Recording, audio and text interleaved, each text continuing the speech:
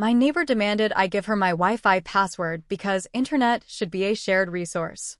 When I refused, she sat outside my house, trying to hack into my network, and screamed, "This isn't fair." My router logs confirmed suspicious activity as I pulled out my laptop and said, "Then let's see what happens when I report this." This all started about 9 months ago. I live in a quiet suburb just outside of Kansas City, Missouri. It's a normal middle-class neighborhood. People mow their lawns, walk their dogs, wave from across the street, all that. I've been here 5 years. I own my house, I keep to myself, and I work from home doing freelance design and digital marketing. So, yeah, a stable, secure internet connection is absolutely vital to me. My house has a decent-sized yard, a small porch, and a detached garage. I've got my home office set up in the spare bedroom with a strong dual-band router running through a VPN. Nothing fancy, just reliable. The Wi-Fi is locked down with a long password and MAC filtering. I don't mess around with security because I store sensitive client files and login credentials. A leak or a hack could cost me actual money and my reputation. About 9 months ago, the house next door got a new tenant. A woman in her mid-40s moved in. I'll call her Nancy. I met her one afternoon when I was bringing groceries in. She was outside smoking and called out a greeting. Seemed friendly enough, so I said hi and introduced myself. She asked where I worked, and I said I worked from home in digital marketing. She nodded and said something about looking for a job herself. That was the first time. Over the next few weeks, I'd see her in passing. She started making small talk, usually in the evenings when I'd be out watering the lawn or taking out trash. One time, she made a comment about how expensive internet is these days. I agreed politely and didn't think much of it. Then it started. One Saturday afternoon, she rang my doorbell. I figured maybe she needed to borrow something, but no. She asked me point-blank for my Wi-Fi password. I blinked. Why? She said, "Well, I can't afford my own right now, and I saw you work online. I figured you could share it. Internet should be a shared resource, don't you think? Like water." I told her I couldn't do that. "I'm sorry, but I use it for work, and I need it to be secure. It's not personal." She looked annoyed immediately. Her smile vanished. "Really? It's not like you're using all the bandwidth. I'm just asking for a little help. What's the harm in that?" I repeated that I couldn't. I explained I had client files and security protocols, and I didn't feel comfortable opening up my network. She crossed her arms. I thought neighbors were supposed to help each other. This is really disappointing. Then she walked off. I figured that was the end of it. It wasn't. That evening, I noticed some strange blips on my router logs. I checked them regularly, habit from years of working in IT support. There were failed login attempts. A lot of them. Multiple times over the course of a few hours. I changed the password and updated the MAC whitelist. The next day, the same thing happened. More failed login attempts, different device MACs, different times. Always during the evening. I updated the firewall rules and locked it down even harder. The day after that, I looked out the window around 9 p.m. and saw her. Nancy, sitting in a lawn chair near the edge of my yard, with her laptop open, facing my house. She looked pissed. I watched her for a few minutes. She was typing and staring at her screen, then glancing toward my house like she expected something to change. I went outside. She looked up and shouted, "This isn't fair." I didn't even respond to that. I asked her what she was doing. "I'm trying to connect to your Wi-Fi, obviously. I need it, and you're being a jerk. You seriously can't spare a little internet?" I said, "This is trespassing. You need to leave." She stood up and started yelling, not even talking, yelling about how I was selfish, how the internet should be free, and how I was keeping her from getting a job because she couldn't even apply online. She went on, loud enough that other neighbors came out to look. I told her, calmly, "You need to go back to your property." She finally stormed off, laptop under one arm, still yelling. Next morning, I went straight to the router logs again. More attempts. This time, with software identifiers that looked like she'd installed a brute force tool. The access attempts came in waves, clearly automated. I took screenshots, logged timestamps, device IDs. Then I went further.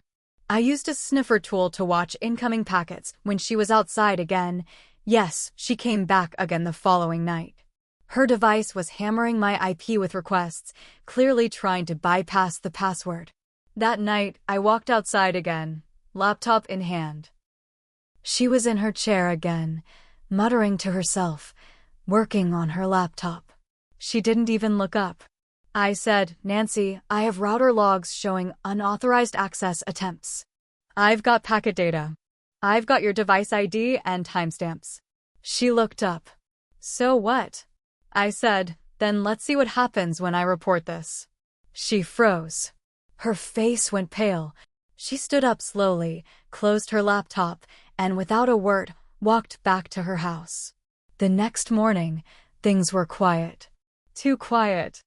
I figured maybe she got scared off. Maybe the word report finally got through to her.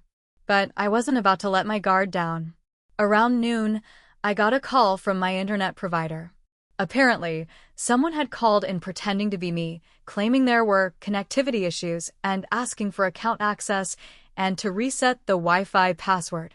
Luckily, I had set up voice verification on my account, and the agent flagged the call as suspicious. They asked me if I authorized it. I told them hell no. Now I was pissed. I changed every login I had: router, email, cloud storage, even banking.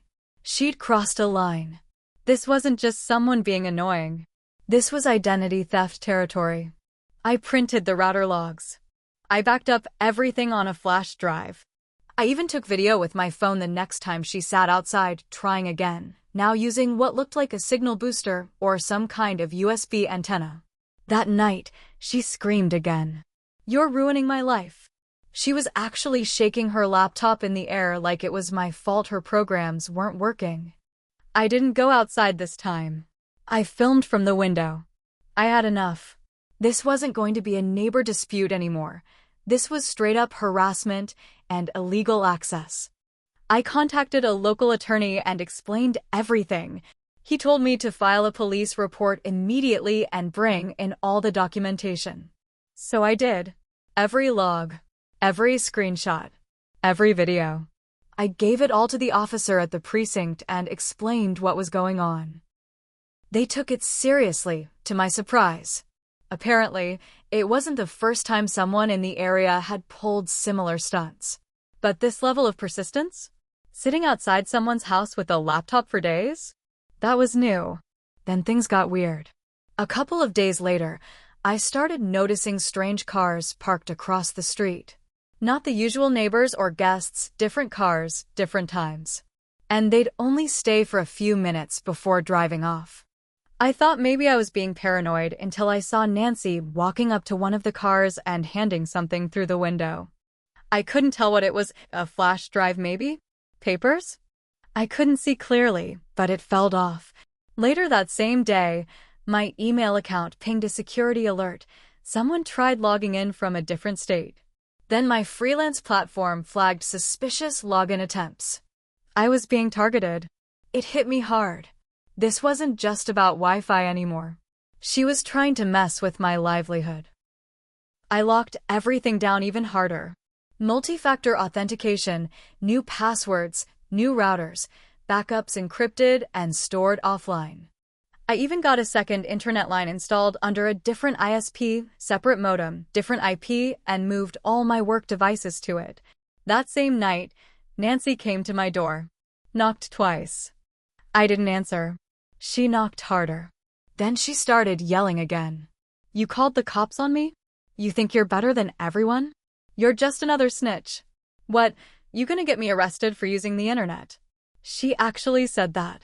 Like it was a defense. Then she threatened me. Said she'd make sure I regretted embarrassing her. That I messed with the wrong neighbor. I didn't respond. I just stood behind the door with my phone recording everything. And then, as fast as she'd come, she left. But she left something on my doorstep. A USB stick.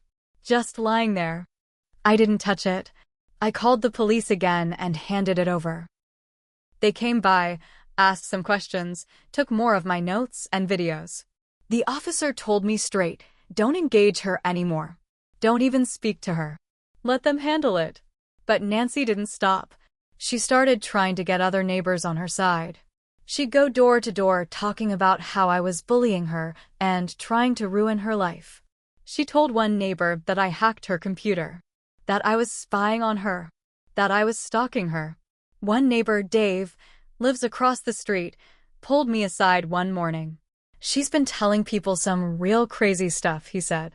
Just so you know, I don't believe a word of it. But she's got Rhonda on the other side thinking you're some kind of creep. I thanked him, but felt sick. Nancy was trying to flip the story, turn herself into the victim. I knew this could go from annoying to dangerous real fast if she got someone to believe her lies. Then I got a letter. It was slipped into my mailbox with no stamp, no address. Just one piece of paper, typed, "You're going to pay for this. You think you're safe behind your laptop. You're not. Watch your back." That was it. No name. No signature. I called the police again. They added it to the report, but there wasn't much they could do unless something else happened. The USB drive was still being analyzed, they said. And then, 2 days later, I came home from running errands, and my front door was wide open. Not broken. Just open. I hadn't left it like that. I stood in the yard, heart pounding, keys still in my hand. I called the police again and waited outside. They swept the house. Nothing was missing, no signs of forced entry. But someone had definitely been inside. They told me to stay somewhere else for a while if I could. So I packed a bag and went to stay with a friend a few miles away. I set up remote access to my home security cams. Nothing happened for a couple of days. Until I saw her. On the feed. Standing in my backyard. Nancy. Just standing there. Staring at the camera. Not moving. Just staring. And she was holding a hammer. I didn't sleep that night. Watching her on the camera, standing in my backyard holding that hammer, that image just stayed burned into my brain. She didn't move for a solid 5 minutes. She just stood there, facing the camera directly, like she wanted me to see her. Then she turned and walked off like nothing happened. I called the cops again. Told them she was in my yard, this time with a potential weapon. They came and did a patrol, but by the time they arrived, she was gone. They told me again there wasn't much they could do unless she actually damaged something or hurt someone. So now I was on my own. I stayed away for a few more nights, but I couldn't just keep running from my own house. Eventually I came back, installed more cameras, set up motion sensors, even put smart lights that triggered if anyone stepped near the front or back. I also called a tech buddy from college who owed me a favor. He helped me set up some traps on the network, a fake open Wi-Fi network named Free Internet here, that was actually a honeypot. If anyone tried to connect, it would log the MAC address, device name, and location. Not even 2 hours later, we caught something. Someone with the exact MAC address that matched Nancy's previous device, connected to it, tried to open several ports, then started scanning for connected devices. Everything they did was logged in real time. Every click, every failed attempt. We even got the physical location. It matched her house exactly. It was evidence. Real, undeniable, digital proof. But that's not even the twist. While I was watching all this go down, my phone buzzed. I looked down. A text message from an unknown number. "You think you're smart. Let's see how smart you are when your job disappears." 2 minutes later, I got a notification that someone had attempted to reset the login for my freelance account again, this time from an IP traced back to a VPN exit node in Eastern Europe. They weren't just attacking me from across the street now. Someone was helping her. Or she was paying someone. Or using the dark web. I didn't know which, but it was bigger than her. So I leaned in. I started digging. Found a few aliases connected to the phone number. One of them matched a name that had been flagged in a local cybercrime bust a few years back. I went through court records online and found something interesting. Nancy had a brother. He'd been arrested 2 years ago for phishing scams. It all made sense now. She wasn't just mad about Wi-Fi. She was trying to exploit me. From day one. The whole thing, the "can I use your internet plea," the guilt-tripping, the hacking, it wasn't just about her not affording a service. It was a setup. She probably thought I was some clueless work-from-home guy she could get access through, maybe steal a client list, gain control of my credentials, or worse. But she underestimated me. I compiled everything. Full logs, timestamps, screenshots, network trap results, cross-reference names and known associates.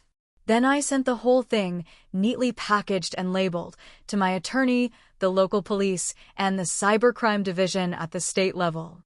Then another twist hit. The very next day after submitting the reports, my front camera caught a car pulling up to my driveway in the middle of the night. It wasn't Nancy. It was a man in a hoodie, face covered, walking up to my door. He tried the handle. It was locked. He looked up directly at the camera, flipped it off, and walked away. No damage. Just a warning. Like he was saying, "We know what you did." The police reviewed the footage. They said the plate number on the car was fake. Temporary paper tag that didn't exist in the system. I was now on full alert. Then Nancy disappeared. For 3 full days, she wasn't seen. Her car was gone. No lights on in the house, no noise, nothing. She just vanished. People in the neighborhood started asking where she went. I didn't say a word. On the 4th day, a U-Haul pulled up in front of her house. 2 guys, neither of them her, started loading stuff into the truck. One of the neighbors asked where Nancy was. One of the guys just shrugged and said, "She left. We're just clearing the place out." It didn't sit right. I checked the rental property listing site. Her house was back up for rent. Had been posted that same morning. I called the landlord. I'd talked to him before when this first started. He told me, yeah, she said she had to leave suddenly. Didn't even ask for the deposit back. Gone. Just like that. But that's not how this ends. Because a week after she left, a package showed up at my door. No return address. Just a small brown box. Inside, a smashed USB stick.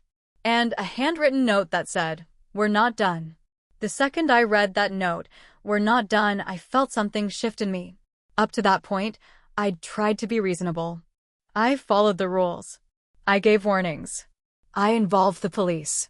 I thought if I just kept documenting everything, the system would handle it. But that note changed things. It meant this wasn't just some unstable neighbor being crazy.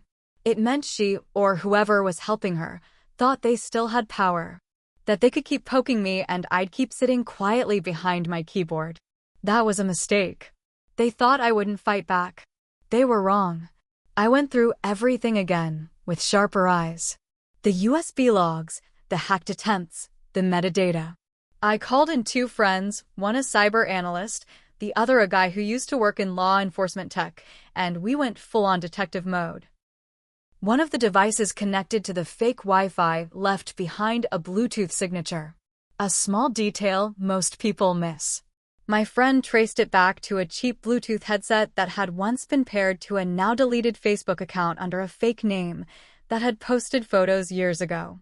Photos of Nancy. With her brother. On a fishing trip. Smiling. We got an IP history match on the photo uploader. Same subnet that had been used in the login attack to my freelance platform. It was all connected. Nancy and her brother had been using my network, or trying to, as a point of entry for phishing attacks. They didn't care about Wi-Fi. They wanted to run scams using my digital footprint, maybe even route fake client messages through my accounts to steal real money. That whole shared resource line? Just a setup. Just a way to get in. Now that she had fled, I had all the pieces and no one to serve them to. So I got creative. I packaged all the evidence into a full digital report. I sent it. Not just to police again, but to every platform I worked on. Every freelance site, every client I still had in contact. I explained the whole situation. The trap, the hacking attempts, the impersonation. I gave full transparency, just in case she had already planted something in one of my accounts. If they were going to try to ruin my work, I'd beat them to it. It worked. Not only did I keep my clients, I gained trust. One of them, a cybersecurity firm, offered me contract work helping spot fraud tactics in user systems. That's irony for you. But I wasn't done.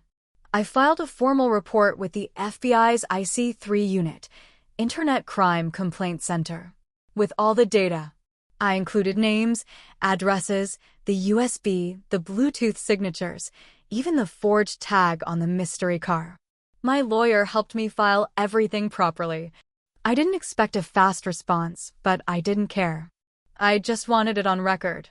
Then I went back to Nancy's old place. It was empty, fully cleared out, but not cleaned. In the alley behind the house, buried under a pile of cardboard and junk, I found an old laptop. Broken screen, half covered in mold. I don't know if she dropped it or left it on purpose. I didn't care. I took it. I called a data recovery guy. And it paid off. Buried deep in the hard drive were old files. Names, emails, scanned IDs, PDFs of fake job listings, stolen resumes, victims. She and her brother had been running identity scams for years. The drive had Excel sheets with notes like bank logged on 9/11 and try again with phone 2FA. I copied everything. And then, with my lawyer's help, I sent it all to every major news outlet in the area, anonymous tip style. Not just the FBI this time. Local journalists, security blogs, consumer protection networks. I told them, this is what's happening in your town. These people are real. And here's the proof. A week later, it made the news. Local woman linked to digital fraud ring, cybercrime victims in multiple states. No names in the headline, but the mugshot they used? Nancy's. From a 2-year-old charge, she must have hoped no one would ever dig up again. I knew it was her. So did the neighbors. And then came the call. Blocked number. I let it go to voicemail. A shaky woman's voice. I told you, we weren't done. That was it. That was the last time I ever heard from her. But here's where it ends. A month later, the police reached back out. The USB she left? It had a malware payload on it, a silent worm designed to hijack device credentials and install backdoors. If I had plugged it in, it would have silently given full access to every connected device on my network. But I didn't plug it in. Instead, I let her destroy herself with her own weapon. She thought I was just a guy with Wi-Fi. She thought I'd fold. She thought she could scream her way into access and manipulate people into sympathy. But all she did was expose herself. I don't know where she is now. The last report I saw said her brother was being investigated for links to an international scam network. She vanished like smoke. And me? I installed a physical firewall, changed all my equipment, got a side gig in cybersecurity, and started teaching workshops on how to trap hackers. So yeah, if anyone ever knocks on your door and says the internet should be shared, you say this: no, it shouldn't. And now I know why. That's the story. Every word of it. Maybe I could have handled some things differently. Maybe I should have reported her earlier. But in the end, she made her choices. And so did I. Mistakes were made. But lessons stuck. And I'm still standing. Still online. Without sharing a single byte